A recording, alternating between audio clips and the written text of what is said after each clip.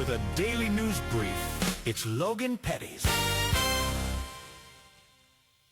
Good evening, ladies and gentlemen, and welcome to your hometown news brief. I'm Logan Pettis, and you're not. This is where we cover the news, and in St. Joseph, Missouri, apparently also cover ethics violations, lawsuits, and whatever the opposite of accountability is. We begin tonight with the St. Joseph School District, where officials are proving that No Child Left Behind was never meant to apply to board members' relatives. Yes, Kim Miller, St. Joseph School Board member, is now facing a lawsuit after voting to approve the hiring of her own son, which according to Missouri law is less of a whoopsie and more of a congratulations, you've legally fired yourself. Legal counsel says that by doing that, she didn't just make a mistake, she may have automatically forfeited her position, so technically, she didn't just vote for her son's future, she voted for her own unemployment. And if you're wondering, can't she just take the vote back? Great question. So did she. Legal experts responded with what I believe is the official legal term no-take-backsies. Now 5 community members have filed a lawsuit to remove her from office entirely, arguing that the Missouri Constitution is pretty clear on one thing. You cannot treat the school district like a family-owned Olive Garden. Although, to be fair, when you're here,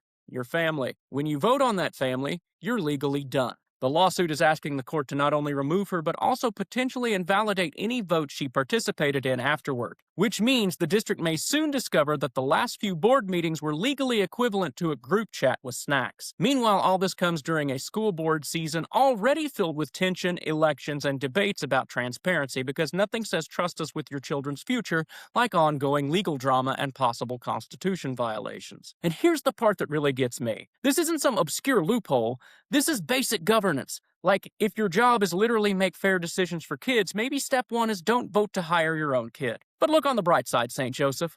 Your school district is now offering students a valuable real-world lesson in civics. What happens when you ignore the Constitution? Spoiler alert, it's not detention, it's litigation. At this point, the St. Joseph School Board isn't just running schools, it's running a live-action case study for every high school government class in Missouri. And honestly, if they play their cards right, they may be the first district where students graduate with diplomas and subpoenas. 2's a company. 3's a lawsuit. Meanwhile, the district is blowing up its long-standing 3-school system. Goodbye Central High School, Benton High School, and Lafayette High Schools as you know them, and replacing them with 2 new mega schools. Because when your district is facing declining enrollment and community backlash, the obvious solution is let's make it more confusing and emotional for everyone at once. Alumni are furious, students are confused, and parents are asking questions like, where will my child go to school? And more importantly, will the board also vote to hire them? Look, restructuring schools is hard, but maybe don't do it while your leadership is legally being described as possibly no longer employed. Meanwhile, over at City Hall, Larry Miller continues serving as mayor, bringing experience, leadership, and a truly elite waving arm. Yes, the mayor in his 80s has been spotted waving at cars, pedestrians, and possibly the concept of stability itself. To be fair, in a town full of tension and lawsuits, that wave is still the clearest communication from leadership.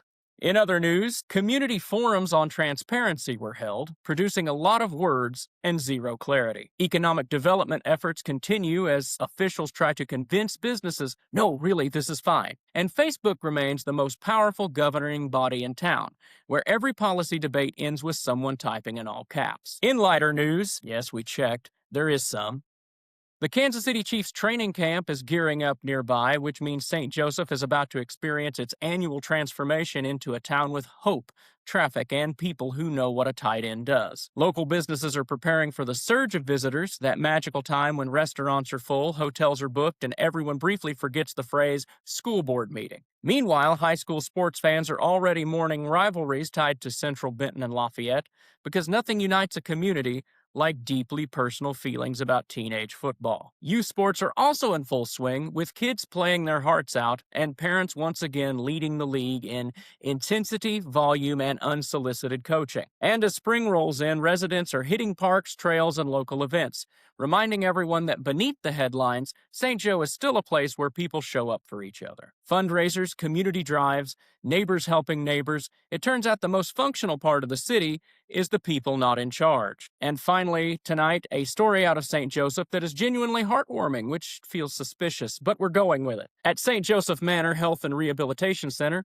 residents recently held their very own prom night. Yes, music, dancing, formal wear, everything you remember about prom, just with better manners and significantly fewer bad decisions. For some residents, it was their first prom ever. For others, a chance to relive it, this time with less peer pressure and more comfortable shoes. Dresses were donated, students helped with their hair and makeup, and the whole night was designed to break up the daily routine, which, let's be honest, is something everyone in St. Joseph could use right now. And unlike most major events in this town, this one involved planning, cooperation, and no follow-up lawsuits. Residents danced, took photos, and actually enjoyed themselves, which officially makes it the most functional, organized gathering we've seen all week. So while the rest of St. Joe works through whatever this is, it's nice to know that somewhere in town people are dressed up, dancing, and having a great time, with better coordination than most public meetings. And finally, this evening, let's check in with the weather in St. Joseph, Missouri, because if the headlines aren't chaotic enough, the sky has decided to participate as well. Right now, it's mostly sunny, low 70s, and a brief moment of peace, locally referred to as the misunderstanding before things go wrong.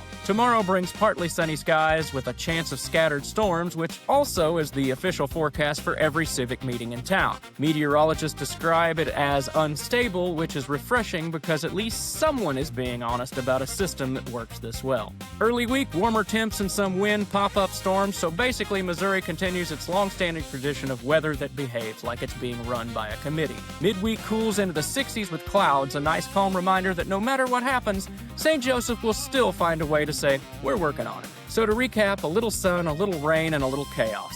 Honestly, the most stable system we've reported on all night.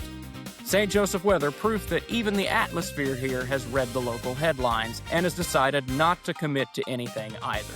And that's your hometown news brief, reminding you in St. Joseph, the real extracurricular activity is damage control. I'm Logan Pettis. You're still not. Good evening.